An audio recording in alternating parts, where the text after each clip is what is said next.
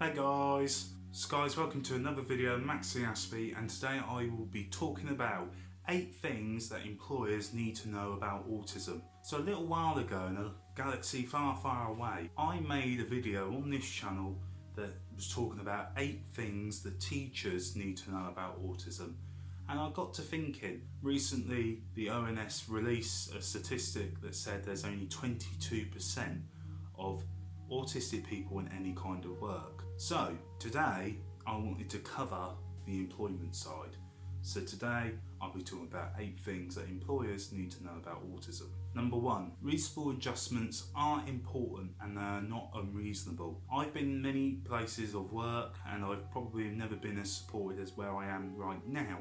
However, I have been at places where, for instance, I wasn't given a lot of opportunity to progress at a certain company, and I have then also been in companies where I've requested simple reasonable adjustments such as, can I wear headphones, and I've been turned down because I'm in probation and so who wears headphones has been working here 15 years. It's not an unreasonable request for someone to wear headphones, for them to block out the noise and everything that's going on in the office. It's really not uncommon.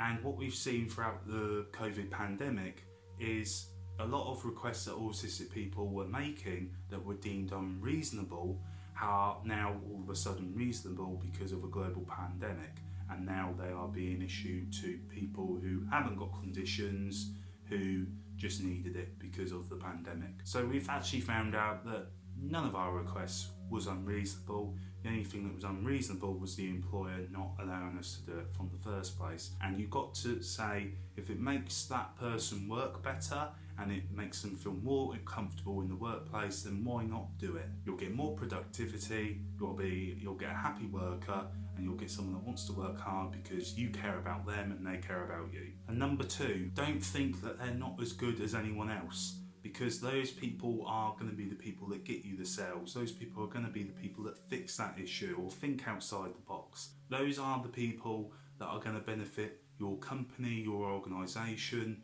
wherever you work. And the minute you think that they're not as good as anyone else, you're just doing them a disservice, and if anything, you're doing your company, your organisation a disservice. There is no statistic evidence to suggest an autistic person isn't as good as anyone else, that can't do the job as good as anyone else. If anything, they are probably the most hard working people out there because they always feel that they've got something to prove.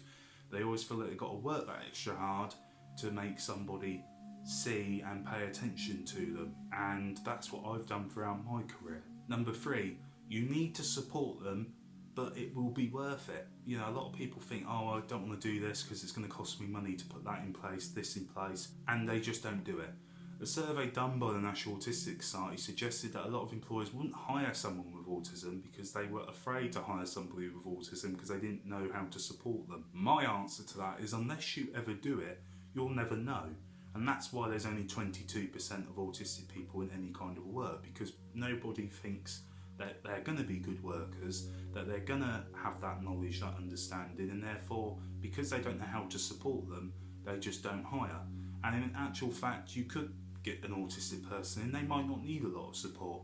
But if they do, support them. Don't be afraid to spend that bit of extra money, put that bit of support in, because it will be worth it. Because as I said, they're going to be the people that progress your company, progress your organisation and take it to new levels. Number 4, don't make that individual mould around the company.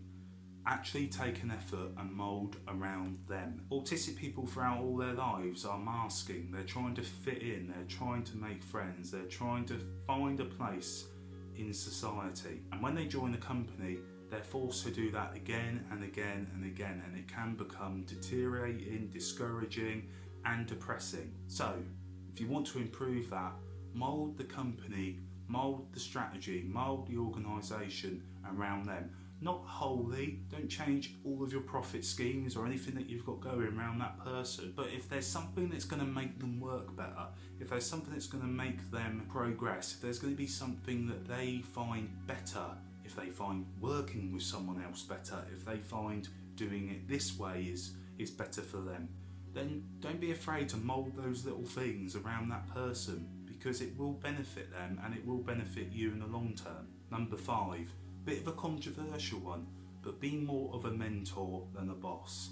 I've always got on with people who are in higher positions than me because I look up to them, I respect them, I want to learn from them. Bosses I've always appreciated and respected, but have I learnt as much as from them? Have I been able to be as honest with them as what I have been as the mentors? No. And the biggest thing is you can be a mentor and a boss at the same time. And those relationships I think are the best because you can be honest with that person, you can learn from that person, and you just want to get on with that person, you want to learn from them, and you just look up to them. Number 6, if you need some help, ask for help and never be afraid to ask the person you're supporting. They are probably the most valuable asset to that information that you can have. I always say that parents are the number one unutilised resource out there, but when people go into employment, a lot of people try and talk to other people and ask what they think and get help from other people, but they never ask the individual. They never go to the individual and go, is this going to help you? Is that going to help you? Why is it going to help you? What can we do to put that in? How long will it take for us to put it in? All these questions you can ask the individual and they will respect you more for it, instead of just doing something that you think is going to help and actually it makes it worse. Number 7, access to work. Now this one can be very 50-50. I've heard great experiences from access to work and I've heard bad experiences. The system is fundamentally flawed and it can be massively improved. But for people out there that don't know about access to work, it can be a really good scheme that an employer can bring in to support an autistic individual or anybody with a disability or condition. And it basically is a scheme that's offered by the government, and they bring people in, they will be able to assess that person in the workplace and put things in place that are going to help and support them in their day-to-day job. And it can be a really good resource, but also there are some terrible stories out there, and that system needs to be massively revamped to get it to where we want it to be. And number 8, and I always say it throughout all of my speeches, understanding the individual. You can read books on conditions, you can read manuals, guides, you can go to all the conferences in the world, all the training sessions in the world. But the key to understanding autism is understanding how it affects the individual. And you won't be able to understand until you meet that individual, you sit down, you figure out what their triggers are, what their stimmers are, what sensory overload they get, what they have trouble processing with. All of this information you need to gather. You need to understand the individual to truly help and support them. And then once you can do that, you mould everything around them. And that is how you get the best out of an autistic individual. And that is what you need to know if you're an employer about autism. So guys, I hope you enjoyed. Comment down below what else you think that employers need to know about autism. And guys, thank you for watching. Take care and goodbye for now.